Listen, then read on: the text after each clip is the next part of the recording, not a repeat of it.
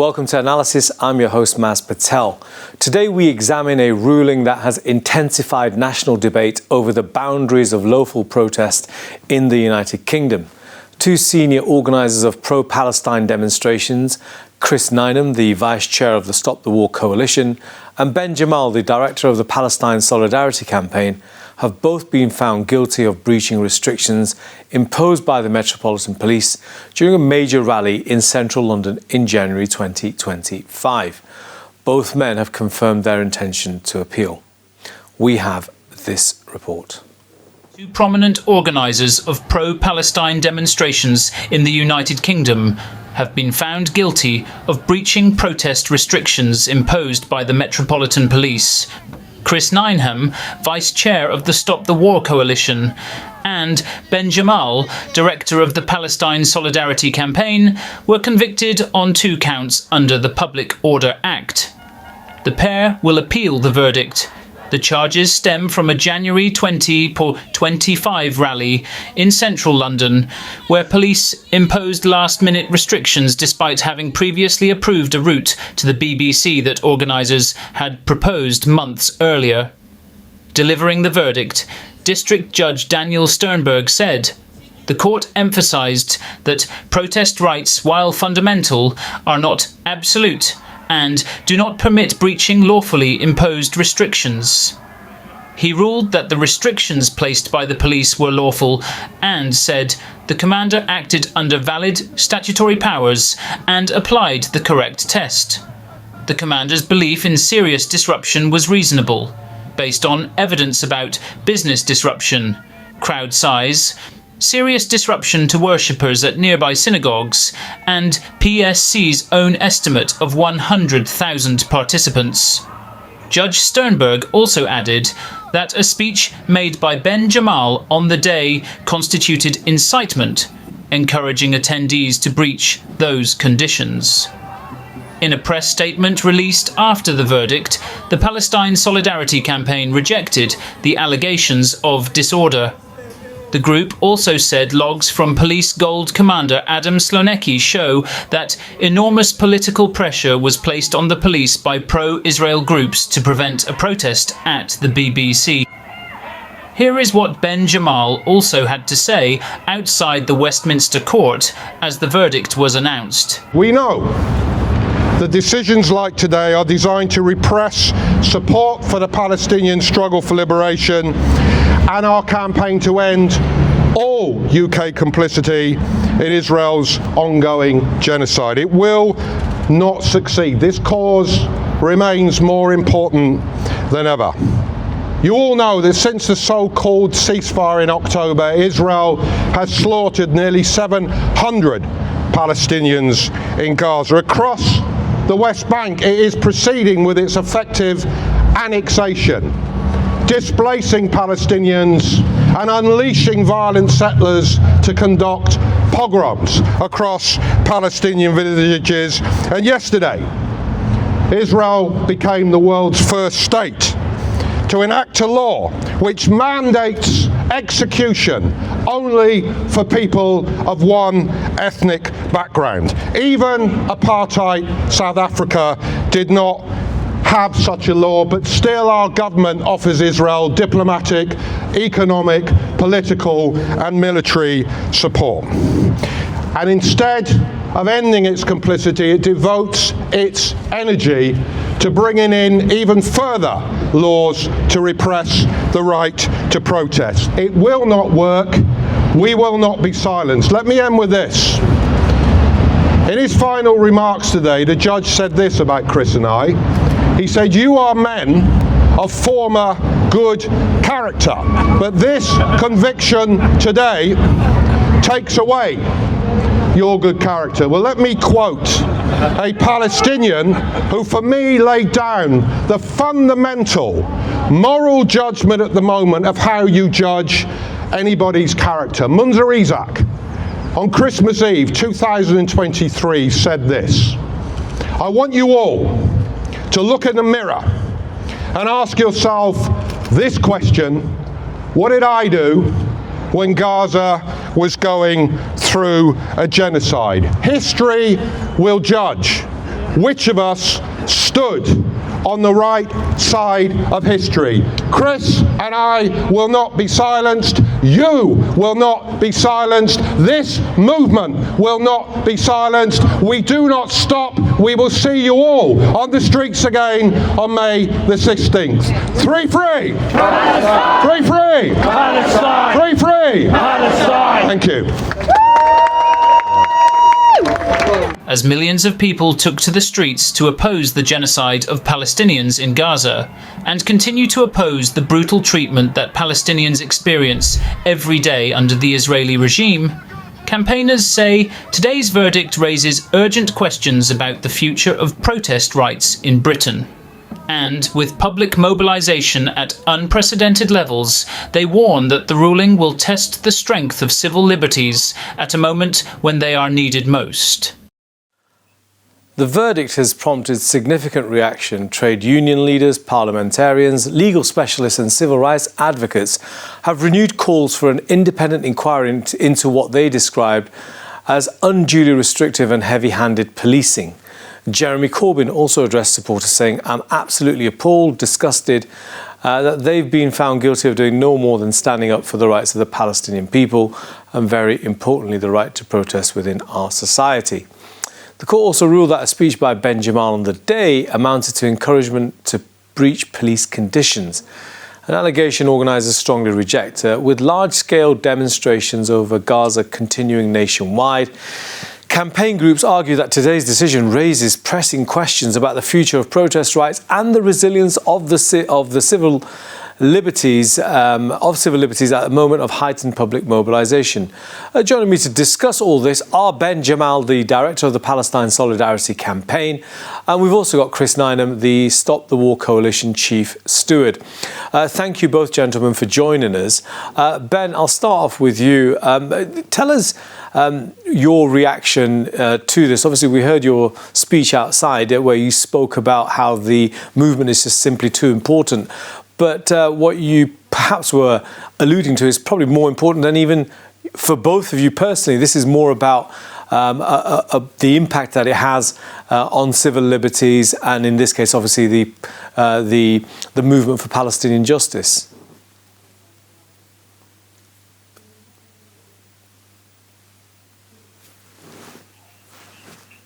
Ben, I think we've got a slight problem with your audio. Chris, same question to you then, please. Unless you want me to repeat the question, please do go ahead. Yeah, I mean, this is a very, very serious attack. It's obviously part of a wider campaign of criminalisation and demonisation of the Palestine movement that has involved arresting thousands of people for holding the wrong placard or wearing the wrong T-shirt.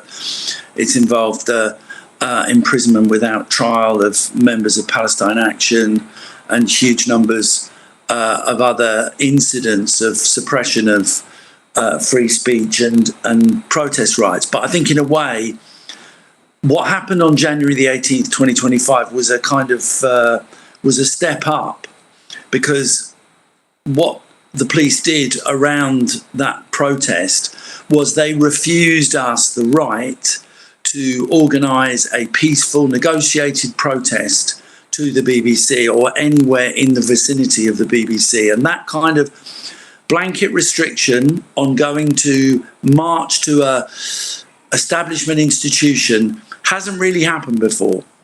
And we ended up in the situation where not only were we not allowed to assemble at the BBC or march to the BBC, we weren't allowed anywhere near, we weren't allowed into the vicinity. And in fact, we were stopped from marching altogether on the day, effectively. So we had a static protest instead of a demonstration. This is a very, very serious ruling, because what it suggests is that we're in the hands of the police now entirely, and they can make their decisions about when and where they want us to protest. So, yeah, this needs to be taken up. It needs to be campaigned against, and we will be appealing the decision. Thank you for that, Chris. I'll try again. Ben, can you hear me? If you Yeah, can. is that better? Can you hear me? That's better. Chris just gave the Yeah. answer to a question that I posed to Yeah. yourself. You may have probably heard that. I think his answer Yeah. sort of helps us move the story on further. One of the things that I noticed from this ruling is the peculiarity where the judge is not compelled to give reasons for his judgment. I mean, could you go into that as well, whilst you also answer the question? Yeah, I mean, look, you asked, I think, our immediate sort of feelings. I echo everything Chris said, and I'll add something to it about the implications of this ruling. In terms of our feelings, I think both Chris and I, there's a strange mixture because we saw this coming because of how this case had been conducted. And it became very clear, I think, quite early on in the case that we did not.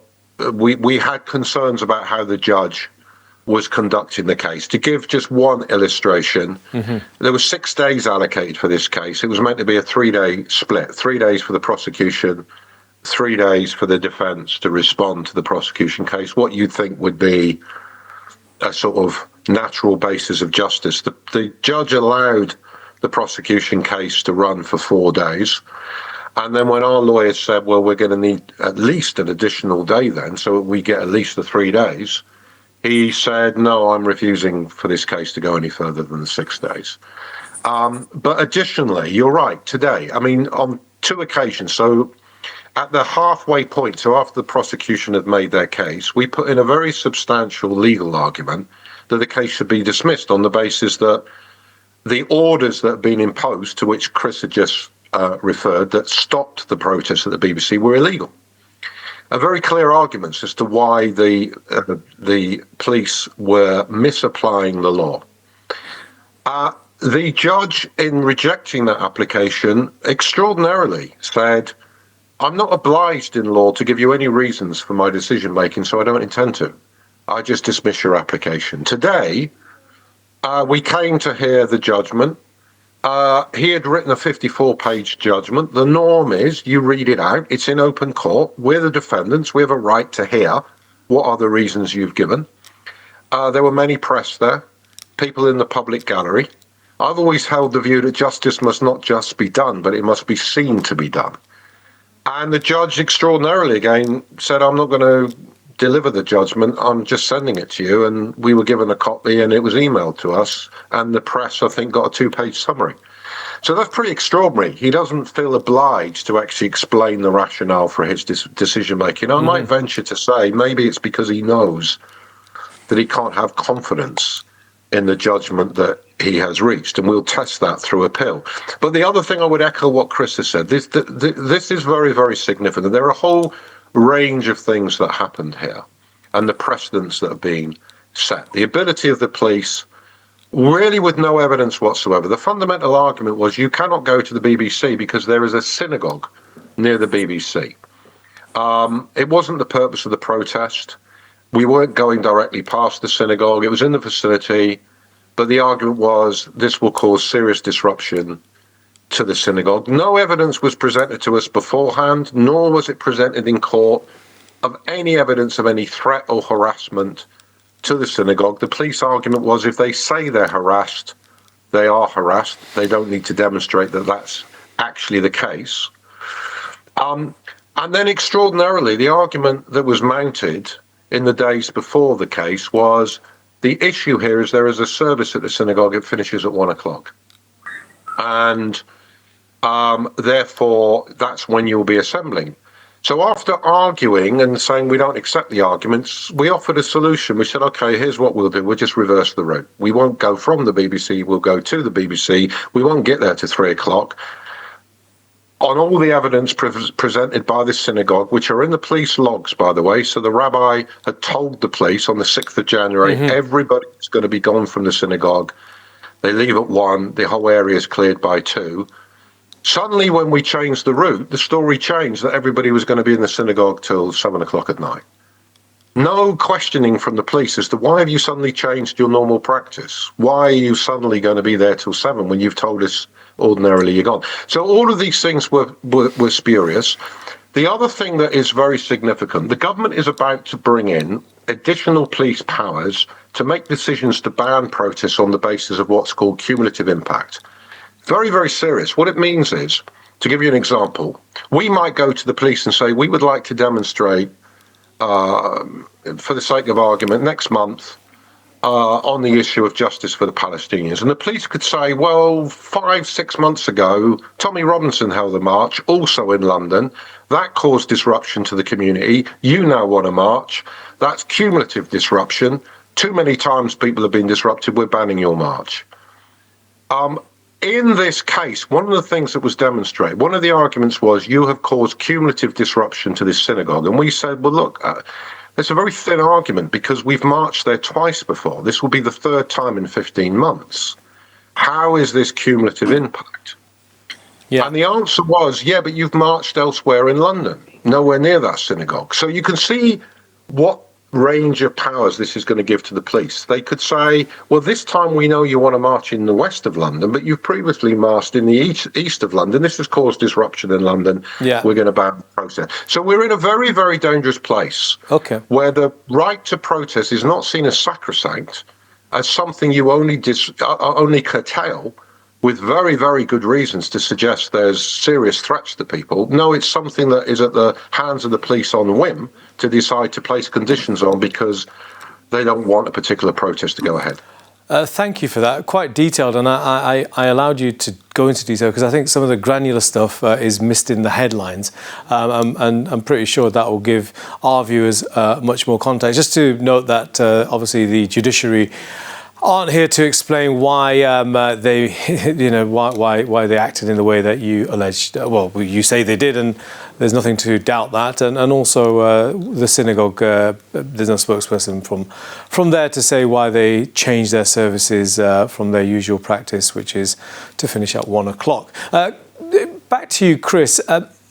Just on the points that were made by Ben, I just want to develop this argument. I mean, I suppose on the wider civil liberties argument, it kind of says why jury trials are so important, because perhaps if this matter was in front of a jury, I don't know what the legal jurisdictions are anyhow, but if it was, then you may have got a different outcome. So some critics say. What do you say to that argument?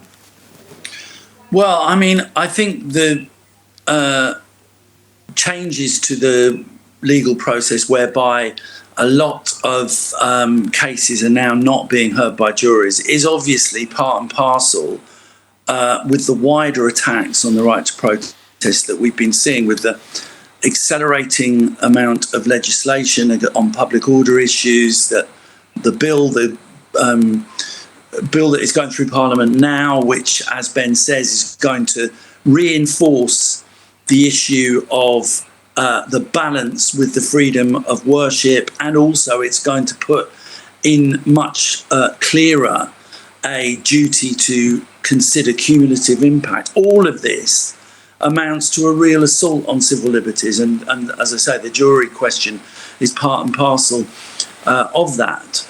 I think it's centred around the Palestine issue because the government, on the one hand, feels as if, remarkably, that it has to continue its support for Israel, even in the midst of a genocide, and on the other hand, recognises that they're losing the argument over Palestine. And if you look at the opinion polls, more and more people across the country agree with us and disagree with the idea that the government should be participating and colluding by backing Israel and selling it weapons and so on and so forth with the genocide. So I think they're caught in a difficult situation, and that's what's behind this increase in authoritarianism.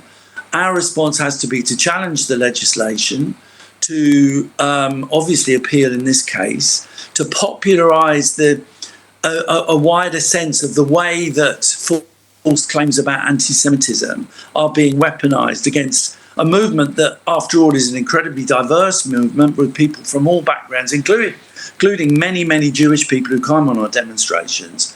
And finally, I think our job is to make sure that the demonstrations and the protests and the movement in general continues to grow and to broaden and to deepen. And so I think if we do all those things, then we at least have a chance of arresting and stopping this slide towards authoritarianism, which is being mirrored in many countries in the world, but is very, very alarming.